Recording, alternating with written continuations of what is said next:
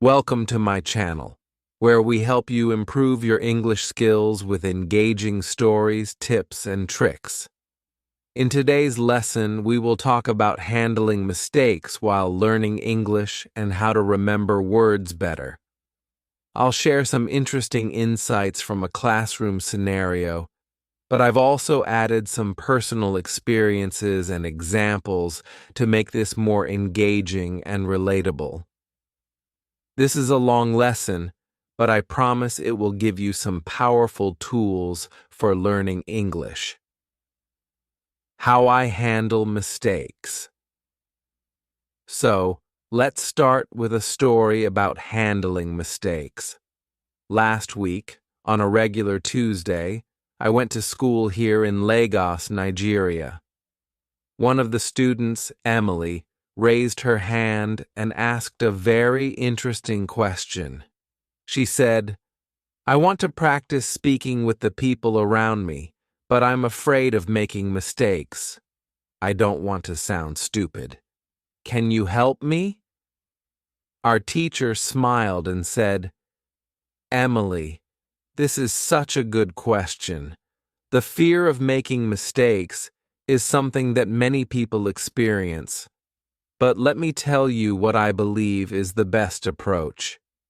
She continued, "Making mistakes is actually a crucial part of learning.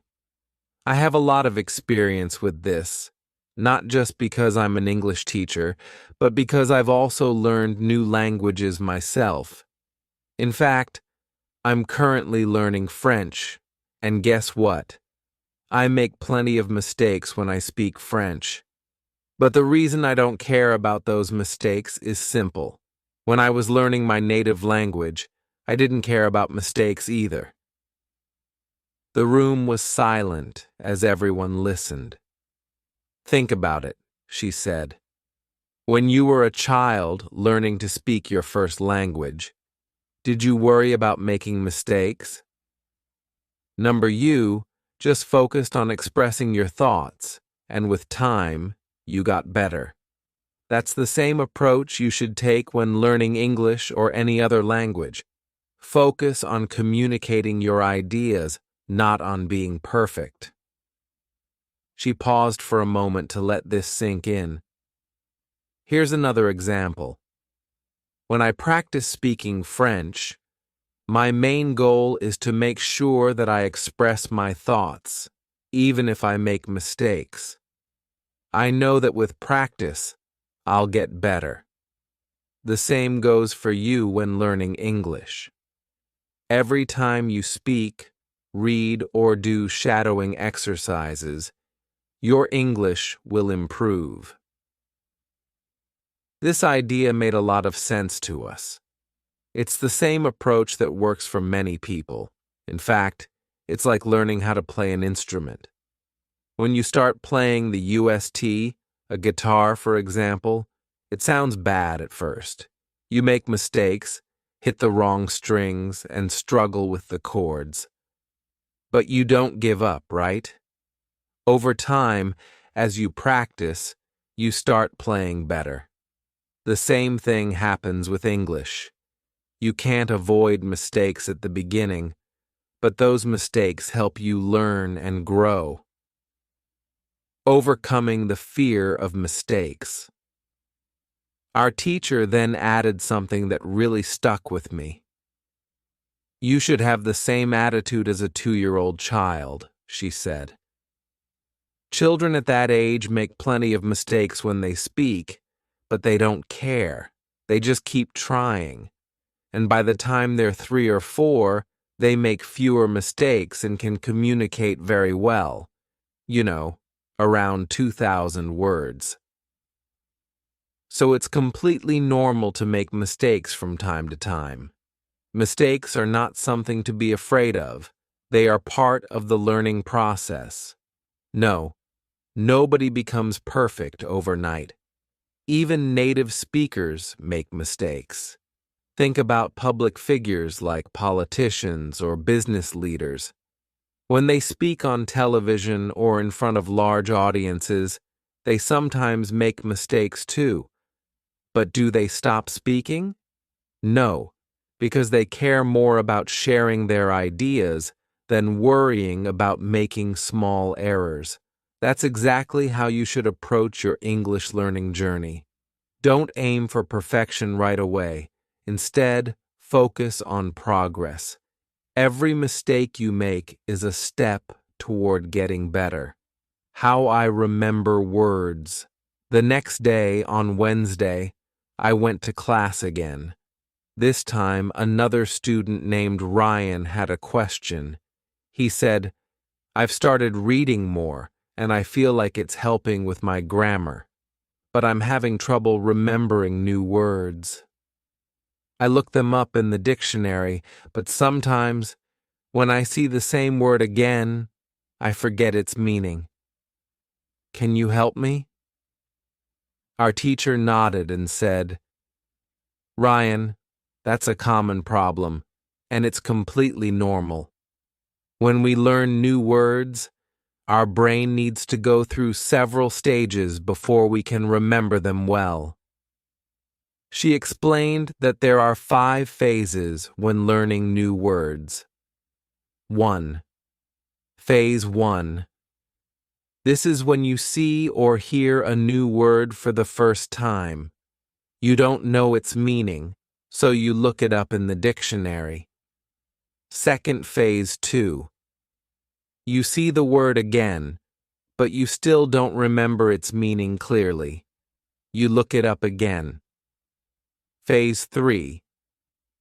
The next time you see the word, you have an idea of what it might mean. You might recognize it as a verb or noun, but you're not 100% sure. Fourth phase 4. At this point, you know the meaning of the word when you see it, but you can't yet use it in conversation. This is called passive vocabulary. Phase 5. Finally, you reach the stage where you can actively use the word when you speak. It becomes part of your active vocabulary. Ryan seemed relieved to hear this. "So, it's okay if I don't remember a word right away?" he asked. "Absolutely," our teacher replied. "It's all part of the process. You need to see or hear the word several times before it becomes a part of your everyday vocabulary. Don't feel bad if you have to look it up multiple times. Each time you do, you're getting closer to mastering it." How I improve my listening. On Thursday, we had another great discussion in class. One of the students, Lily, asked a question about improving her listening skills. She said, "I can read and write in English, but I struggle to understand people when they speak quickly. How can I improve my listening?" Our teacher smiled and said, "Lily, improving your listening skills is key to becoming fluent. Listening is a big part of communication because if you don't understand what others are saying, it's hard to respond." She explained that there are a lot of resources available online, such as podcasts, audiobooks, and English movies. But she said it's important to choose the right materials. When you listen to something in English, make sure you understand at least 95% of the words. If there are too many new words, it's better to read the transcript first so you can familiarize yourself with the vocabulary. She also gave some great advice. When you listen, don't focus on learning new words. The goal of listening is to understand the message. As you listen to more and more content at your level, your listening skills will naturally improve. You'll start to pick up on common phrases, sentence structures, and the rhythm of the language. Conclusion. In conclusion, learning English, or any language, is a journey full of mistakes. But those mistakes are your stepping stones to success. Whether you're learning how to handle mistakes, remember new words, or improve your listening skills, it all comes down to practice and patience. Remember, no one starts out perfect, but with each mistake, you're getting better. At our My channel, we believe in the power of practice, and we're here to help you every step of the way. So keep speaking, reading, listening, and most importantly, keep making those mistakes. They are the key to your progress. How to improve your English listening skills with books, films, and motivation. Let me tell you about a few great ways to improve your English listening skills. These are methods I have personally tried, and they worked really well for me, so I highly recommend them to you.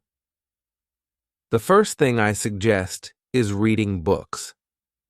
Books are a fantastic way to start, especially if you're a beginner or even at an intermediate level.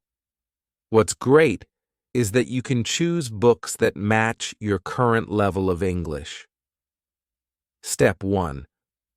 Choose the right book for your level. Finding a book at your level is very important. For example, if you're just starting to learn English, you don't want to pick a book that's too difficult. It might frustrate you. But if you choose a book that you can mostly understand, you will enjoy it and learn new words along the way. Here's what you should do. First, read the book. Then, listen to the audio recording of that book. Listening to the recording while reading will help you improve both your reading and listening skills. You can do this at home when you're relaxed or even while traveling, like when you're on the bus or train. There are some websites that provide great English books for this purpose. You can visit sites like greatenglishbooks.co.uk or learntoadbooks.com for access to interesting stories that also have recordings. These sites provide books in 3 different levels: beginner, intermediate, and advanced. This way, no matter your skill level, you can find something suitable. Step 2. Listen to the news in English. Another thing you can try is listening to the news in English. This can be really helpful because news stories often use everyday language, and you can hear how people really speak. There's a website called newsforeveryone.com that provides news stories in simple English. Just like the books, they offer news at different levels of English. Whether you're just starting out or already know 2,000 words in English, you can find something that suits you. Listening to the news regularly will help you get used to the language and improve your comprehension over time. Step 3. Watch films and videos. Apart from books and the news, films and videos are excellent resources for improving your listening skills. When you have learned around 2,000 words in English, you can start watching English films. Watching films is fun, and it's a great way to learn how people actually speak in real life. Here's what you should do. The first time you watch a film, turn on the subtitles. This way, you'll understand the story and learn some new words. After watching it with subtitles, try watching the same film again without them. Each time you watch the film, you will understand a little bit more. If you really enjoy the film, you can watch it multiple times. This repetition will help you get more familiar with English expressions and improve your listening. For example, if you're interested in nature, you can watch documentaries about animals or the environment. There are plenty of nature films available online. You can also find great reality shows, which are often easier to understand than regular films because they tend to follow a simple structure. Watching something that interests you will make learning English much more enjoyable. Step 4. Spend 30 minutes a day listening. The more time you spend listening to English, the faster you'll improve. Try to listen for at least 30 minutes every day. You can listen to anything: books, news, films, or even music. At first, it might feel difficult because you might not understand everything, but don't worry. Focus on what you do understand, even if it's just a few words or sentences. Over time, your understanding will improve. In the beginning, it's easy to feel frustrated because you might not understand most of what you hear, but try not to focus on what you don't know. Instead, be happy with the new words and sentences that you do understand. Every new word you learn is progress. Remember, listening is one of the easiest ways to learn because all you have to do is sit back and listen. You don't need to do anything else. A personal story. How I improved my listening skills. Let me share a story with you about how I improved my English listening skills. This might inspire you. In one of my English classes, my teacher asked us to talk about the first time we became interested in learning English. Do you remember the moment you first started learning English? For me, I started learning English when I was in high school. At first, I didn't like it at all. It was really hard, and I found the grammar confusing. The structure of the sentences didn't make sense to me, and I struggled to memorize vocabulary. When I finished high school, I was still only a beginner. I couldn't speak English, and I thought I would never be able to learn it properly. I believed that English just wasn't for me. But something changed when I turned 20. I've always loved music, and around that time, I started listening to a band called the Blue Roses. I really wanted to understand the lyrics of their songs, so I began translating their songs word by word. Slowly, I started to understand more and more of the lyrics. One day, I met two travelers from Australia on a train. We had a very simple conversation in English, but that small talk made a big difference for me. I started to believe that maybe, just maybe, I could actually learn English. From that moment on, I worked on my English almost every day. I listened to English songs, watched films, and read books. Eventually, I became much better at understanding and speaking English. I even decided to travel to Sydney, Australia, to improve my English further by immersing myself in the language. The importance of motivation. My teacher told me something very important during that class.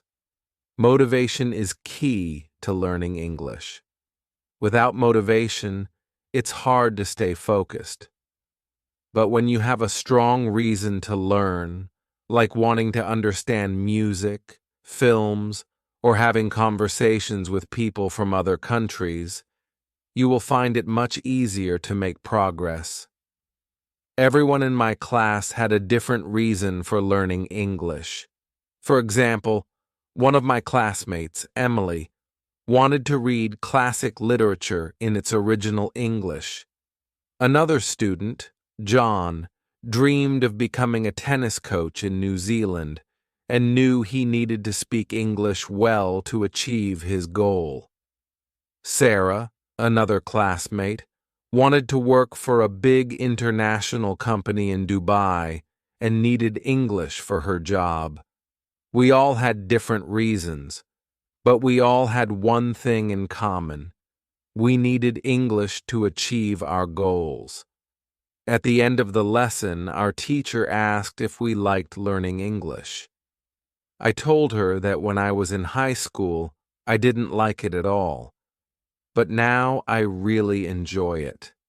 I can see how useful it is to speak English in so many different situations.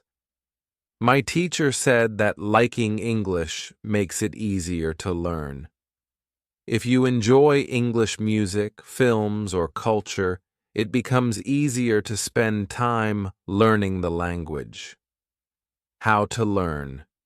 3,000 words in English.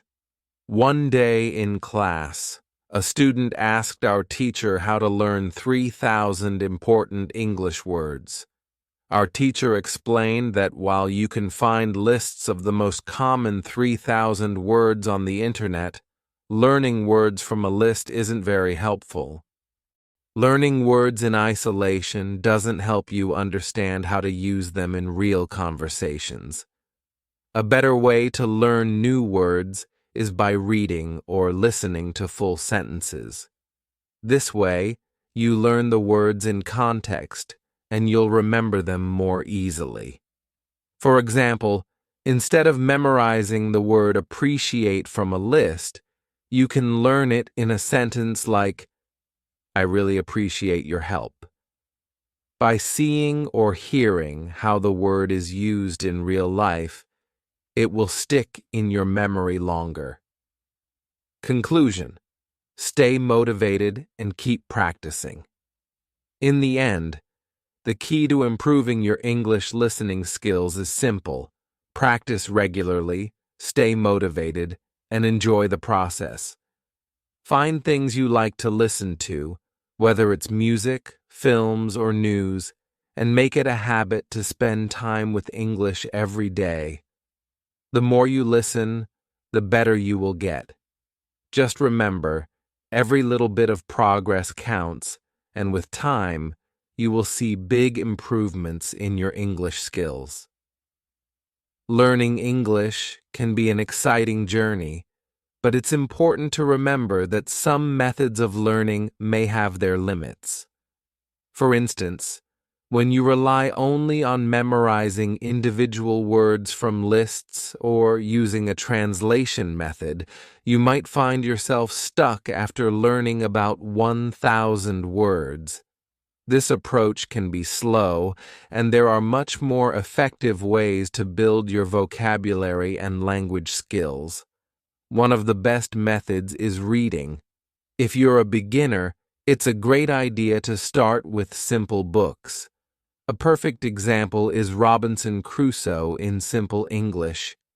You can easily find this version on websites dedicated to beginner readers or even at your local bookstore. Just search for Robinson Crusoe for beginners, and you'll likely find a version that suits your level. This book introduces new words in a natural context, which makes it easier to understand and remember them. There's an interesting rule about language learning. Every important word for you will keep showing up in your life until you eventually learn it. This is very similar to how children learn their first language. When we are kids, we don't study from word lists. Instead, we hear and use the language in our daily lives. Words that are important to us, like milk, food, or play, come back again and again in conversation. Eventually, without even trying too hard, we understand and know these words. For example, think about the word Google. It's now a verb in many languages. No one learns this word from a vocabulary list, yet everyone seems to know what it means. The first time you heard the word Google, you probably didn't know what it meant. But as you heard it more often in different contexts, you began to understand it. Maybe someone said, I'll Google it for you. Or, you can find the answer on Google. After a while, the meaning became clear. This is a great example of how we naturally pick up new words when we use a language regularly. This method is much more effective than memorizing lists of words. You don't need to spend hours studying vocabulary from flashcards or apps. Instead, immerse yourself in English by reading interesting stories, watching videos, or having conversations. When you use the language frequently in your daily life, new words will naturally become a part of your vocabulary. Let me share a story about a student learning English while working in a cafe. This student, let's call her Emma, lived in a small town in Canada.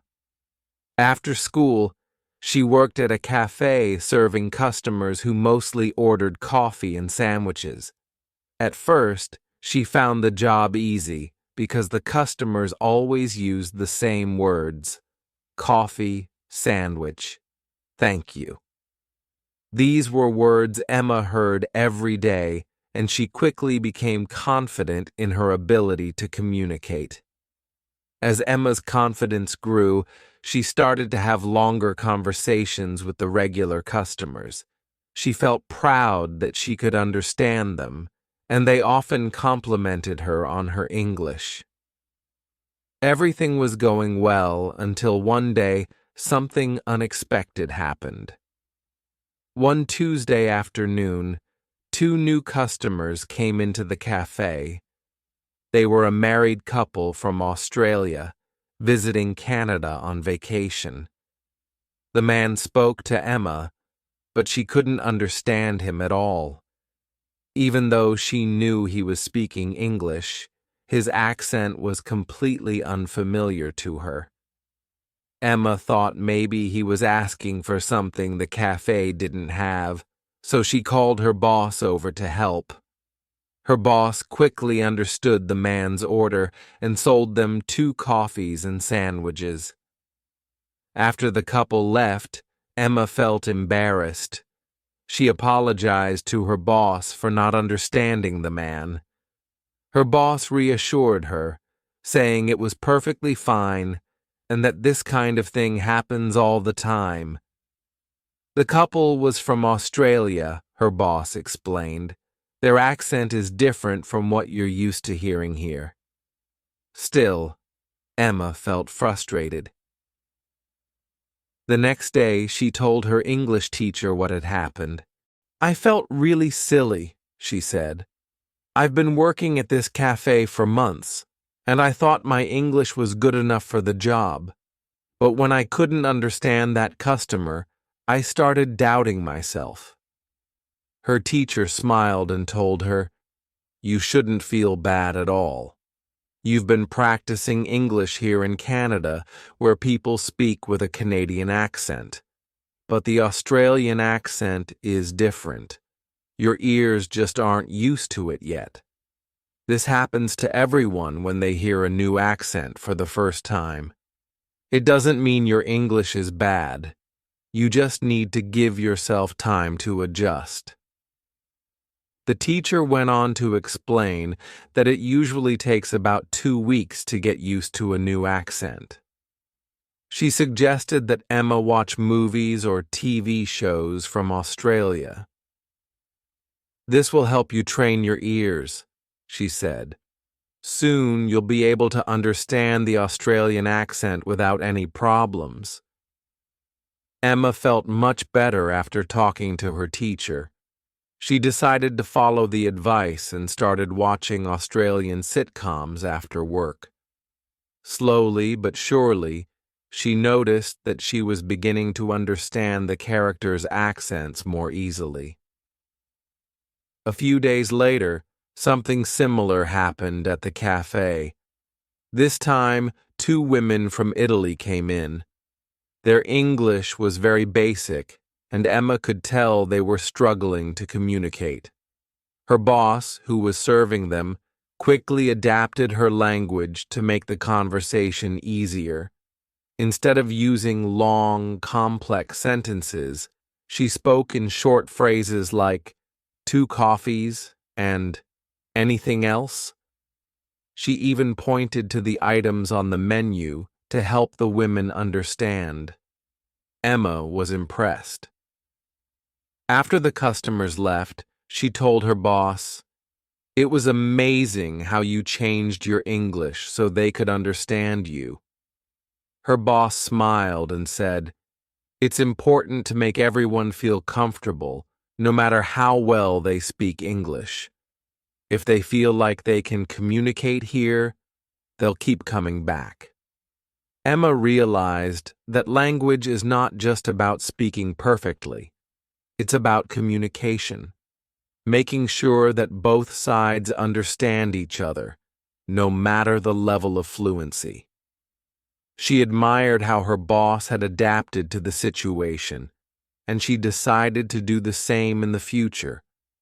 By listening more carefully, adapting her speech, and being patient, Emma became better at her job and more confident in her English skills. In the end, the key to learning English, or any language, is to use it as much as possible. Don't rely too much on word lists or flashcards. Instead, read books, watch movies, and have conversations with people. Each time you encounter a new word or a different accent, you're training your brain to understand more of the language. With enough practice, you'll soon find yourself becoming more fluent and confident, just like Emma. Thank you so much for watching this video. I hope you found it helpful and learned something new. Remember, practice makes perfect, and the more you immerse yourself in English, the better you'll get. If you enjoyed this story and want to keep improving your English with more tips, lessons, and stories like this, please hit the subscribe button and turn on notifications so you never miss a video. Also, don't forget to like the video and share it with your friends, family, or anyone else who wants to learn English. Together, we can help more people become confident English speakers. See you in the next video.